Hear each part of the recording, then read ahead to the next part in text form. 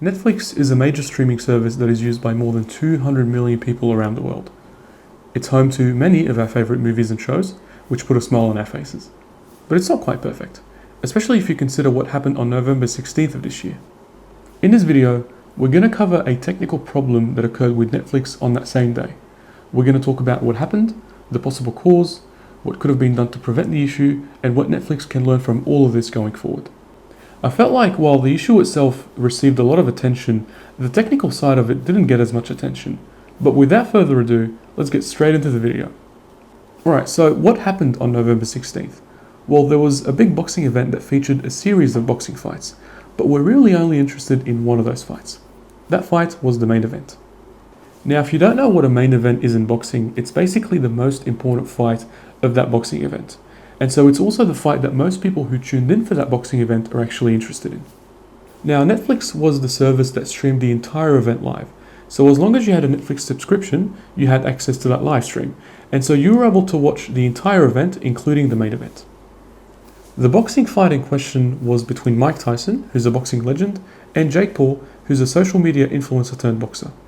Now, we can talk forever about the controversial nature of the fight, but there's already so many videos out there that do, and boxing itself is not the topic of this video. Now, what was so problematic about this fight from a technical perspective? It was the technical issues that viewers kept experiencing with the live stream while the boxing match was happening. Specifically, for a lot of people, the live stream kept buffering and would at times play in a lower quality. There have been reports of users streaming the fight at 1080p, but experiencing quality drops to around 480p or less.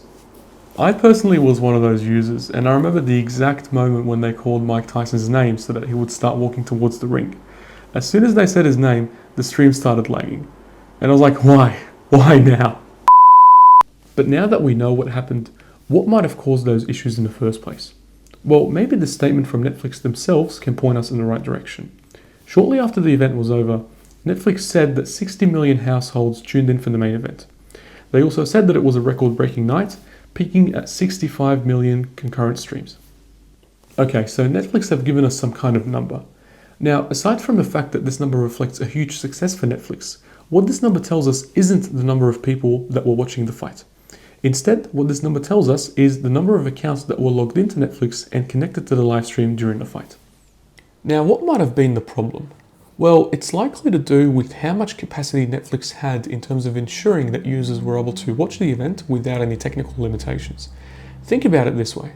If you have a truck and you're loading that truck with goods, that truck will have a certain capacity, beyond which it can't operate normally. This means that if you overload that truck, you won't be able to drive it properly. The same applies when we talk about servers, which is how making those live streams accessible to us happens in the first place. Simply put, different servers have different capacities, so some are able to handle more traffic than others. Traffic being the data and workload that is generated and handled when users request something online, like the live stream in this case. The problem occurs when incoming traffic exceeds server capacity, which is what eventually leads to the issues that users experience with that event, similar to the truck example I just gave. Of course, this also typically happens on websites for the same reason. For example, you might have a famous singer who's got a concert coming up and fans rushing to buy tickets online as soon as they become available. This is commonly referred to as a website crash. But a website crash can also happen as a result of a distributed denial of service attack, or DDoS or DDoS. Let me know how you pronounce it in the comments. The difference here is that a DDoS is performed intentionally and with malicious intent, like an individual or maybe a group generating overwhelming traffic with the intention of putting a website out of service for a period of time under some kind of agenda. But of course, this didn't happen in the case of Netflix. But what could Netflix have done to prevent or at least mitigate the issue? The answer seems simple.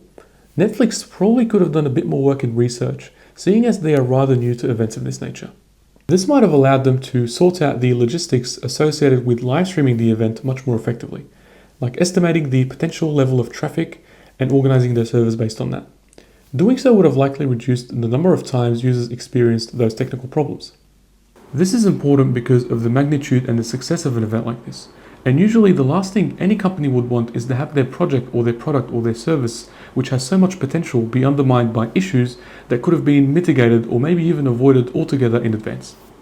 Of course, with the massive commercial success that this event was, Netflix are going to be looking to increase their presence in this space by being more involved and securing rights to live stream other events. You've got the NFL, for example, which is pretty big in the US, and Netflix is supposed to live stream this year's NFL Christmas games. So what can Netflix take away from their experience with the Jake Paul, Mike Tyson event going forward? The answer is greater scrutiny in terms of the logistics required to live stream a big time event from a technical perspective. Now, there seems to have been some talk that Netflix has already taken this on board as a lesson in terms of what needs to be done moving forward.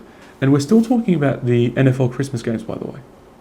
So there was a correspondent from CNBC who sort of elaborated on some communication that happened between the NFL and Netflix in that regard. And so she basically indicated that the NFL believes that Netflix will be able to effectively manage incoming and concurrent traffic when live streaming those NFL games. And so this sounds very promising.